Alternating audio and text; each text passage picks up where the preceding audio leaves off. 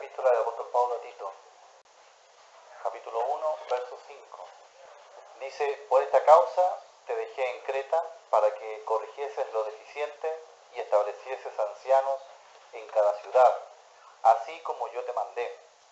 El que fuere irreprensible, marido de una sola mujer, y tenga hijos creyentes, que no estén acusados de disolución ni de rebeldía, porque es necesario que el obispo sea irreprensible como administrador de Dios, no soberbio, no iracundo, no dado al vino, no pendenciero, no codicioso de ganancias deshonestas, sino hospedador, amante de lo bueno, sobrio, justo, santo, dueño de sí mismo, retenedor de la palabra fiel tal como ha sido enseñada, para que también pueda exhortar con sana enseñanza y convencer a los que contradicen.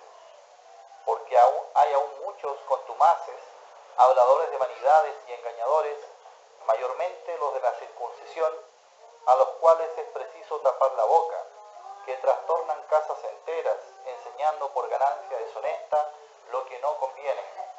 Uno de ellos, su propio profeta, dijo: los cretenses, siempre mentirosos, malas bestias, glotones ociosos.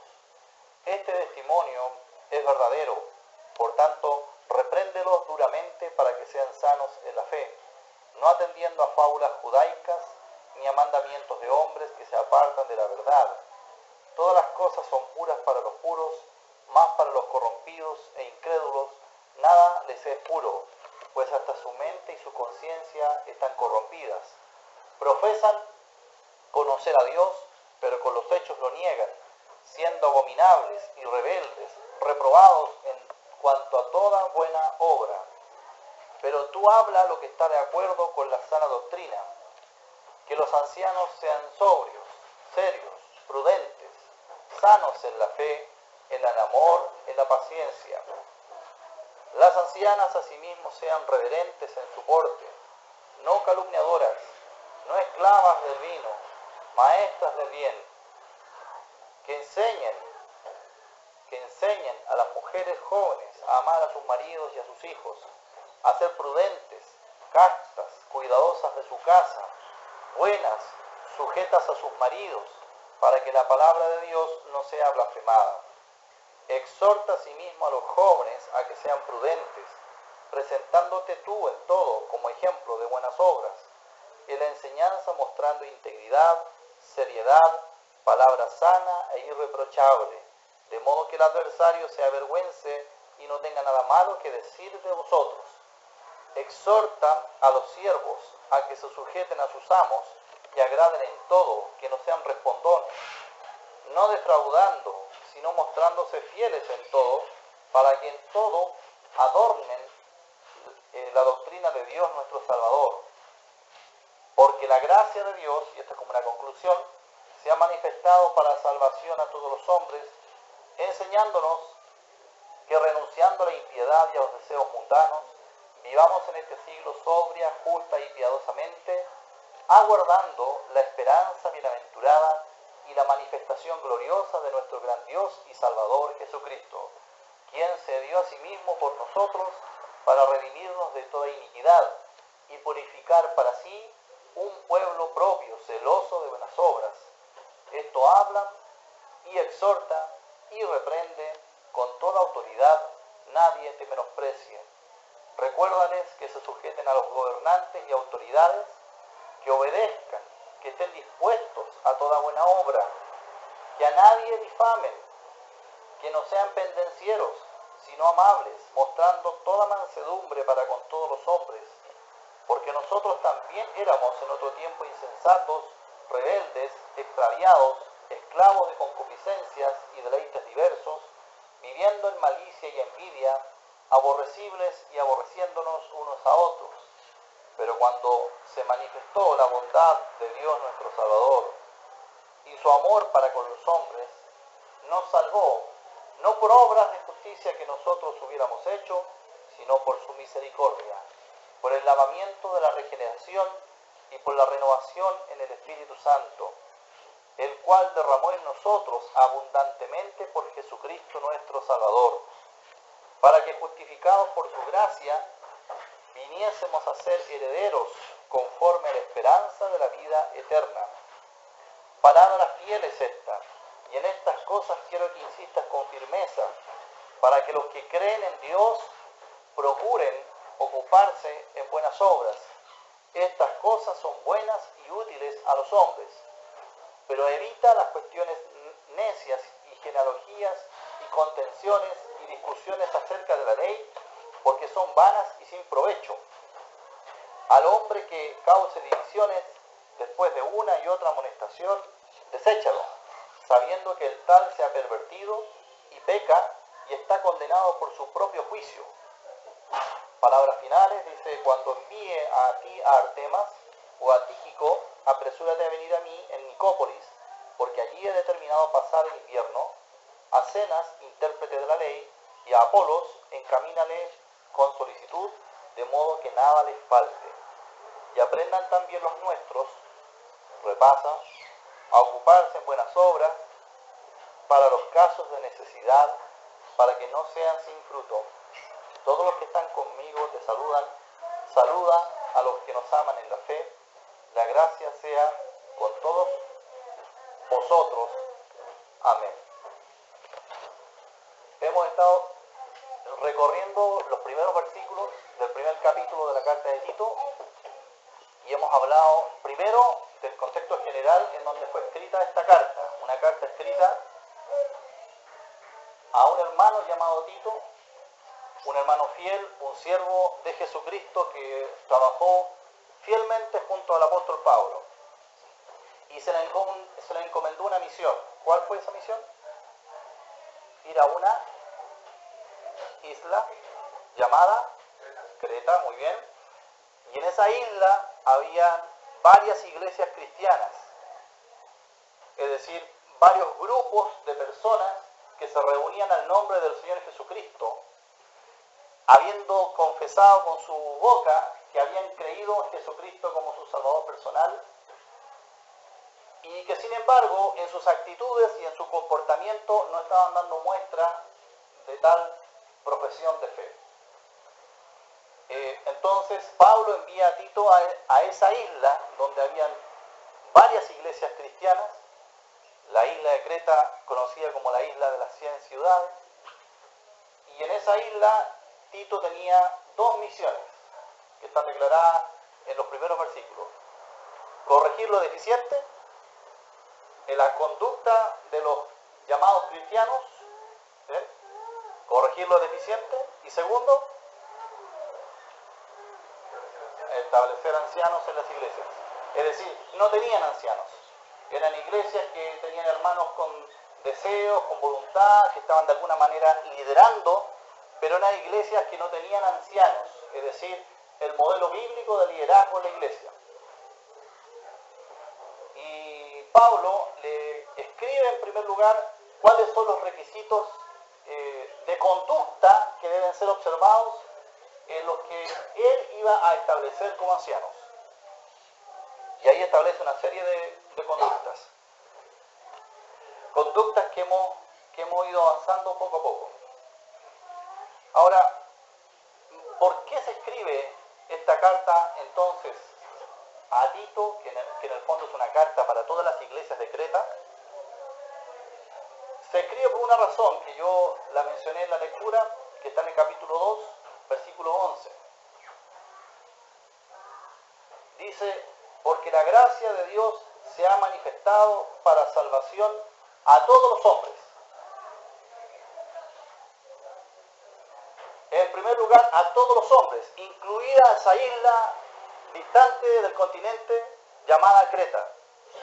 Ahí hay miles de personas que viven en esa isla, y aún a ese lugar llegó la gracia de Dios manifestándose para salvación.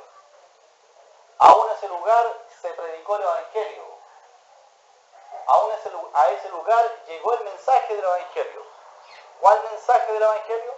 Que Jesucristo, el Señor, siendo Dios, tuvo compasión de una humanidad perdida, una humanidad condenada, y Y Él, siendo el Hijo de Dios, quiso venir a este mundo por la voluntad del Padre, haciéndose hombre, semejante a nosotros los hombres, pero sin pecado. Y en una cruz derramar su vida hasta la muerte. Y declararle al mundo que ese derramamiento de sangre era a favor de muchos. Que ese derramamiento de sangre de la vida del Hijo de Dios hecho hombre era para que muchos pudieran ser salvos. ¿Y por qué yo necesitaba que el Hijo de Dios entregara su vida por mí? Porque la Biblia establece que la paga del pecado es muerte. La Biblia establece que Dios es un Dios justo, que no da por inocente al que es culpable. Y por tanto, en esa cruz del Calvario, Jesucristo estaba recibiendo en su ser, en su alma, el castigo justo que mereces tú y que merezco yo, por nuestras culpas, por tus pecados y por los míos. De tal manera que cuando tú o yo escucháramos este mensaje de perdón, de salvación, pudieras tener la posibilidad de tener fe en Jesucristo como tu Salvador personal, recibiendo el completo perdón de todos tus pecados, recibiendo el amor de Dios expresado en la muerte de Jesucristo en la cruz. Por eso dice, porque la gracia de Dios se ha manifestado para salvación a todos los hombres. De tal manera que si aquí hay, no sé, 25 personas, las 25 personas han tenido la opción, la posibilidad de escuchar este mensaje de salvación. Un mensaje que es un llamado de Dios a reconciliarse con Él, a ejercer fe en la obra de Jesucristo en la cruz del Calvario. Entonces dice, porque la gracia de Dios se ha manifestado para salvación a todos los hombres. ¿Y qué enseña esta gracia de Dios? Enseñándonos que renunciando a la impiedad y a los deseos mundanos, vivamos en este siglo sobria, justa y piadosamente, aguardando la esperanza bienaventurada y la manifestación gloriosa de nuestro gran Dios y Salvador Jesucristo, a quien se dio a sí mismo por nosotros para redimirnos o perdonarnos de toda iniquidad y purificar para sí un pueblo propio. ¿Qué más dice? Celoso de buenas obras. ¿Cuál es el resultado natural en la vida de una persona o de un grupo de personas que han creído en Jesucristo y que realmente en su alma, en su espíritu, reposa la salvación de Dios en Jesucristo? ¿Cuál es el resultado natural? Un apartamiento de una vida injusta, de una vida de malas obras, y acercarse a una vida piadosa, una vida de búsqueda de la voluntad de Dios y lo que a Dios le agrada. Ese es el resultado natural. Por eso dice, enseñándonos. Eso es lo que le enseña la gracia de Dios a una persona que ha recibido esa gracia. Por tanto, todo lo que estamos viendo acá, acerca de los requisitos de los ancianos, de la conducta de los creyentes, la conducta esperada de los creyentes, toda esta es una enseñanza para una persona que ha recibido a Cristo como su Salvador. No para una persona que aún tiene la inquietud, que aún no sabe si Jesucristo le ha salvado, que aún no sabe si sus pecados han sido perdonados, que no tiene esta tranquilidad, que no tiene esta seguridad, que no sabe qué va a pasar con él desde el día en que esa persona muera, que aún tiene esa incertidumbre, que aún no ha recibido el amor de Dios. No son para esa persona, son para aquella persona que ya tiene la paz con Dios. Porque a esa persona que ya está reconciliada con Dios, la gracia de Dios le enseña cómo debe vivir. La gracia de Dios le capacita para vivir la vida que Dios demanda. Por eso dice que enseñándonos esta gracia salvadora, varias cosas, dice que nos enseña a vivir sobria, justa y piadosamente. Nos enseña a vivir esperando a Jesucristo que vendrá desde los cielos a buscar a su iglesia. Así nos enseña. Y por eso termina el versículo 15 diciendo, esto habla, exhorta y reprende con toda autoridad. Nadie te menosprecia. Así que lo que hemos visto, en primer lugar, son estos requisitos. Y lo primero que hemos establecido es que estos requisitos que aparecen en los versículos 5 en adelante del capítulo 1, es que estos requisitos no son únicamente para los ancianos o pastores. ¿Para quiénes son? Para todos los miembros de una iglesia. Para todas aquellas personas que dicen con sus labios haber creído en Jesucristo, y eso que dicen con sus labios es verdad también en su alma. Para esa persona son todos estos requisitos. Y solamente para esa persona. Y los ancianos están escritos aquí porque esos son sus requisitos, porque ellos tienen que ser el modelo de la conducta de un cristiano. Están supuestos a ser el modelo de cómo un cristiano debe conducirse por la vida. Entonces, lo primero que hemos visto es que un anciano debe tener una característica de ser irreprensible familiarmente. ¿Lo recuerdan? Familiarmente. Y tenía algunas pocas características de eso. ¿Qué quería decir? Que debía ser marido de una sola mujer, que debía tener hijos creyentes, que no estén acusados de disolución ni de rebeldía. Y en pocas palabras, habíamos concluido, a manera de resumen, marido de una sola mujer quiere decir que es un hombre que es fiel a su esposa. Fiel. Irreprensible en este aspecto quiere decir que nadie, en especial su esposa, puede apuntarlo con el dedo para decirle que él en realidad no es tan irreprensible en eso. Y segundo, que tenga hijos creyentes, que no estén acusados de disolución y de rebeldía. Es decir, que ha logrado de manera correcta tener a sus hijos bajo su alero, en su hogar. Y luego nos incorporamos, nos metimos en los requisitos como administrador. Dijimos, es necesario, dice el verso 7, que el obispo sea irreprensible como administrador de Dios. ¿Bien? Es decir, irreprensible no solo familiarmente, sino que es irreprensible cuando administra los bienes espirituales del Señor. ¿Y cuáles son los bienes espirituales del Señor? No son las cosas materiales. Si bien hay que administrarlas bien, no es esta casa, no es el data, no son las sillas, no es eso. Los bienes espirituales del Señor tienen que ver con la enseñanza espiritual, tienen que ver con la doctrina cristiana, tiene que ver con la enseñanza del Señor a la iglesia, tiene que ver cómo esa enseñanza se hace práctica en la vida de los cristianos.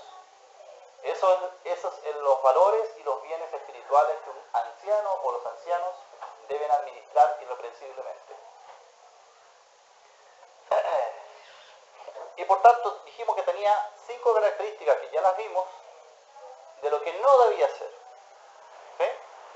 No debe ser soberbio, no debe ser iracundo, no debe ser dado al vino, no debe ser peleador, pendenciero, que anda buscando disputas, no debe ser codicioso de ganancias deshonestas. Son 5 no debe ser.